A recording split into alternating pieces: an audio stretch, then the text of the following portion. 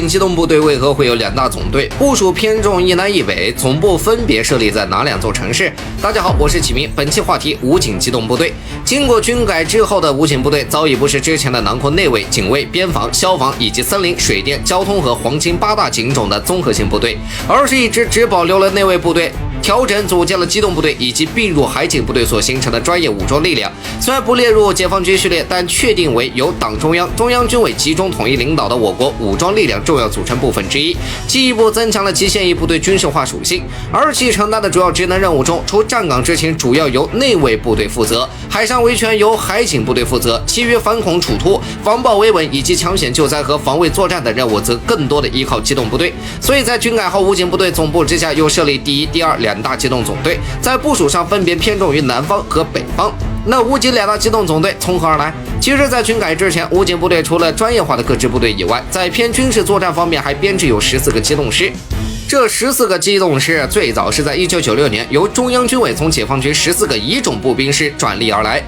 因此无论从部队实际编制还是后续发展建设上，都是按照解放军野战部队的思路去建设的。如今军改后改为两大机动总队，也同样保留了相应的作战职能和属性。而之前的武警交通部队则进行了降格整编，编入两支机动总队当中，作为辅助交通运输的部队。最终经过编制整合，武警机动总队分别拥有16个支队。武警两大机动总队和各自旗下的16个支队在全国究竟是如何驻防的？两支机动总队所辖支队数量相同，但编制略有区别。都有9个机动支队和各一个直升机支队以及工兵防化支队。在特战支队和交通支队的配比上，第一总队是3支特战、2支交通部队，而第二总队则恰好相反，所以实际分配基本一致，可以相对平均的做到分配部署在我国南北各省区的重点地区进行驻防。只是机动总队总部只有2个，驻地只能南北各选一地。武警两大机动总队总部原来分别部署在这2大城市，背后究竟有何讲究？武警机动支队或者旗下的机动大队可以根据相应的任务需要，相对平均的散开部署在全国各地。而且原本各个支队在撤销合并改编之前的机动师就是驻守在全国各个地区，比如第二总队主要负责南方地区，那像其之下的第一支队主要由武警181师改编而来，便可以推测其主要驻地就在之前的江苏无锡。也就是说，机动支队基本维持原来的部署，做部分调整即可。但新成立的武警机动总队总部肯定要选择一个能够兼顾各方的城市，而具体的部署是武警第一机动总队总部设立在河北省石家庄市，第二机动总队总部设立在福建省福州市。武警两支机动总队为何分别将总部设在石家庄和福州？第一机动总队设立在石家庄，能够借助石家庄处在京津冀的北方核心区域，并且是我国主要铁路枢纽城市的便利，实现居中调动、辐射四周的便利。一旦周边遇到任何突发情况，都能快速机动调遣，快速支援。而第二机动总队设立在福州，虽然对西南地区辐射相对较远，但是对整个东部和东南地区的掌握却更有优势。更重要的是，整个福建是未来对台统一的前沿，又有东部战区陆军机构部署在这里，能够在必要时刻实现相互作战支援。这也揭示了武警机动部队存在的一大作用。设立武警机动总队的作用究竟是什么？之所以要将武警部队的作战力量整合成2个机动总队，是因为除了日常的反恐处突等任务，在必要时候机动总队是能够攥指成拳，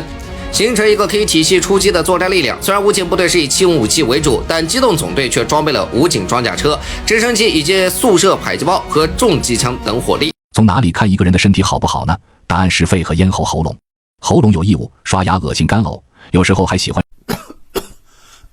嗓子干，半夜起来找水喝，早晨起床嘴里干、嘴里苦、嘴巴味道大，这是体内的津液不够，喝再多的水、吃再多的润喉片都没有用。不要焦虑，试试下边这个搭配：胖大海、罗汉果、橘红、甘草、金银花、决明子、陈皮、枇杷叶、淡竹叶，加点冰糖，加水煮20分钟，每天1杯，坚持1周左右。它简直就是喉咙的救星，每天喝上1杯，喉咙感觉在按摩，非常舒服，清清润润。冬季天干地燥，是喝胖大海罗汉果茶的黄金时间。嫌麻烦没有时间煮的话，下方小黄车有配好的成品，就是这个人喝胖大海罗汉果、橘红、陈皮、草本清口茶，每天取1小包，用开水冲泡5分钟就可以喝了。喝完后清清爽爽，喝再多水都没用的，泡上1杯这个试试。现在还有活动，每天早晚来1杯，坚持1星期，管用你就告诉10个人，不管用啊你就告诉100个人。